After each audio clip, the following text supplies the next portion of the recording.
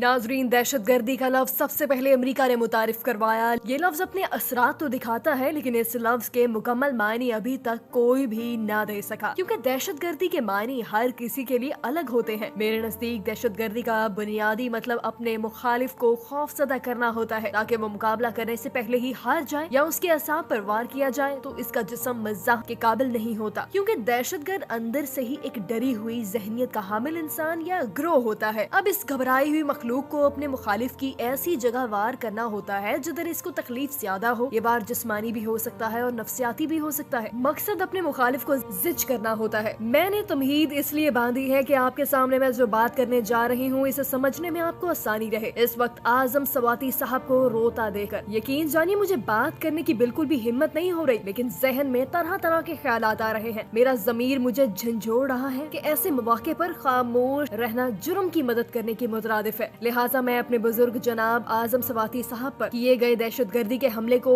एक ऐसे एंगल से रखने वाली हूँ जिधर शायद ही किसी की सोच जा रही हो। दरअसल जनाब आजम सवाती साहब मेरी नजर में सीधा निशाना नहीं है, निशाना मैं और आप हैं, क्योंकि ये मीडिया का दौर है और दहशतगर्द राना सनाउल्लाह और शहबाज शरीफ इस वाक़े की बुनियाद पर पूरे पाकिस्तान के इस अवाम को खौफजदा करना चाहते हैं, जो इस इम्पोर्टेड हुकूमत को किसी भी तौर कबूल करने के लिए तैयार नहीं। यहाँ पर मुझे यकीन है कि कुछ लोग कहेंगे कि मुझे इदारों पर उंगली उठानी चाहिए, तो मैं इस मौके पर एक और वजाहत कर दूं कि अगर इंसान ने हक बात करने का इरादा कर ही लिया होता है तो ऐसे में किसी से खौफजदा होने की जरूरत नहीं होती। अब सोशल मीडिया के बेशुमार लोग एक दूसरे को देखा देखी इदारों पर उंगली उठाएं, लेकिन मेरा वजदान कहता है कि शायद हमारा दुश्मन यही चाहता है कि हम अपने इदारों के साथ उलझ पड़े और असल दुश्मन साफ बच निकल जाए। लिहाजा हमें अपनी आंखें और कान खुले रखने चाहिए। हमें देखना होगा कि इस जुर्म और ताकत के इस्तेमाल से फायदा कौन उठाने की कोशिश कर रहा है, कौन है जो ऐसी वारदातें करने का ट्रैक रिकॉर्ड रखता है, वो कौन है जिसको पाकिस्तान पर मुसल्लत करने के लिए अमेरिका ने एड़ी चोटी का जोर लगाया था, वो कौन है जो मासूम बच्चों और हामला खवातीन को सीधा मुंह पर गोलियां मारने का रिकॉर्ड रखते हैं, वो कौन है जो भैंस चोरी के मुकदमा दर्ज करके अपने मुखालिफिन को जोरो कोप करने का रिकॉर्ड रखते हैं, वो कौन है जो करप्शन करते वक्त अरब से कम पर बात ही नहीं करते। तो आपको इन दहशतगर्दों के नाम जानने में किसी दुश्वारी का सामना नहीं करना पड़ेगा। अब आजम सवाती साहब पर होने वाले जबर का मजाक कौन उड़ा रहे हैं, आप अपनी आंखों से देख सकते हैं कि नून लीग इस वक्त सोशल मीडिया पर आजम सवाती साहब के रोने पर भंगड़े डाल रही है, क्योंकि ये डरे हुए लोग हैं, इसलिए कि इमरान खान अपनी जारहाना सियासत अवाम तक मुंतकिल करने में कामयाब हुआ है और ये लोग हकीकी मायनों में अवाम से खौफजदा हैं। इसलिए आजम सवाती साहब को इबरत का निशान बनाकर दरअसल अवाम में मायूसी और दहशत फैलाना चाहते हैं, ताकि कोई इनकी यजीदियत पर सवाल न उठा सके। हंस तो सकते हो, गिरफ्तार तो कर सकते हो, खवार रुस्वा सरे बाजार तो कर सकते हो, अपनी कहार खुदाई की नुमाइश के लिए मुझको नजरे रसनो दांत तो कर सकते हो, तुम कादरे मुतल्लिक हो, खुदा कुछ भी नहीं जिसमें इंसान में दिमागों के सिवा कुछ भी नहीं, तुम हंसोगे, ये कमजोर सी आवाज है क्या? कुरान पाक में अल्लाह फरमाता है कि जिसने दुनिया में किसी इंसान की पर्दापोशी की तो आखिरत में इसकी पर्दापोशी की जाएगी। और हम लोग क्या कर रहे हैं? खुदारा अपने अपने मुफादात की खातिर लोगों की इज्जतों के साथ मत खेलो।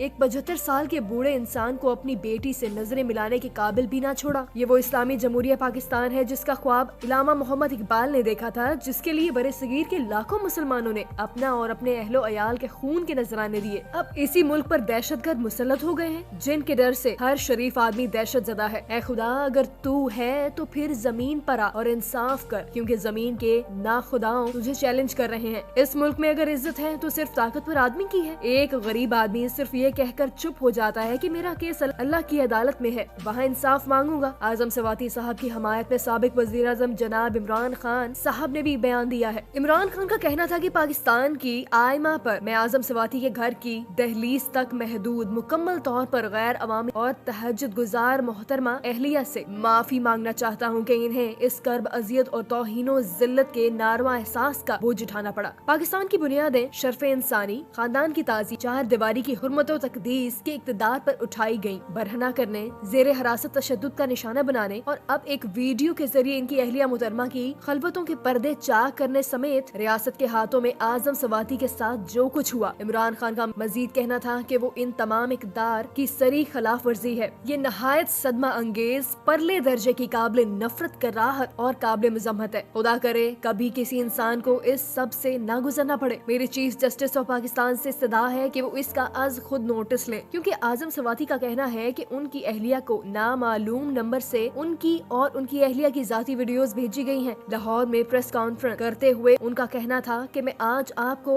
बताने आया हूँ कि हमारा मुल्क कितना दूर जा चुका है। चंद दिन पहले मैंने एक प्रेस कॉन्फ्रेंस करते हुए कहा था कि मैंने कभी कोई करप्शन नहीं की, मेरी कोई गैर इखलाकी वीडियोस मुख्तदर हलकों के पास नहीं होंगी, लेकिन मैं गलत था। प्रेस कॉन्फ्रेंस के दौरान आप दीदा होते हुए इनका कहना था कि मुझे अपने साथ हुए वाक़ये पर बताते हुए अपने अवाम की बेटियों और बहनों से शर्म आ रही है। इन्होंने दावा कि गुज़िश्ता रात उनकी अहलिया ने उन्हें फोन किया और वो जोर जोर से रो रही थी और इनकी आवाज नहीं निकल रही थी। मैं समझा मेरी पोतियों को किसी ने कत्ल कर दिया है। मैंने बार बार उनसे चीखो पुकार की वजह जानी, लेकिन वो कुछ न कह सके। फिर मैंने अपनी अमेरिका पलट बेटी को कॉल किया और पूछा कि अपनी वालदा से पूछो क्या हुआ है। इस पर मेरी बेटी ने बताया कि इनके पास किसी ने नामालूम नंबर से मेरी एक नाकाबिले एतराज वीडियो भेजी है। आजम सवाती के मुताबिक इस पर मैंने कहा कि जब मुझे 13 अक्टूबर को उठा कर ले जाया गया तो इन्होंने मेरी वीडियो बनाई थी और आजकल जाली वीडियोस बनाना कोई मुश्किल काम नहीं है। इस पर मेरी बेटी ने रोते हुए बताया कि ये किसी और की वीडियो नहीं बल्कि डैडी ये आपकी और मेरी वालदा की वीडियो है। जिस पर मैंने कहा कि ये कैसे मुमकिन है, तो मेरी बेटी ने कहा जब आप कोयटा गए थे ये इस वक्त की वीडियो है। ये बात बताते हुए आजम सवाती हिचकियां लेकर रो पड़े। आजम सवाती का कहना था कि मैं तहज्जुद गुजार शख्स हूँ और सादिक संजरानी से कहता हूँ कि आप बलोच हो जो एक बड़ी कौम है।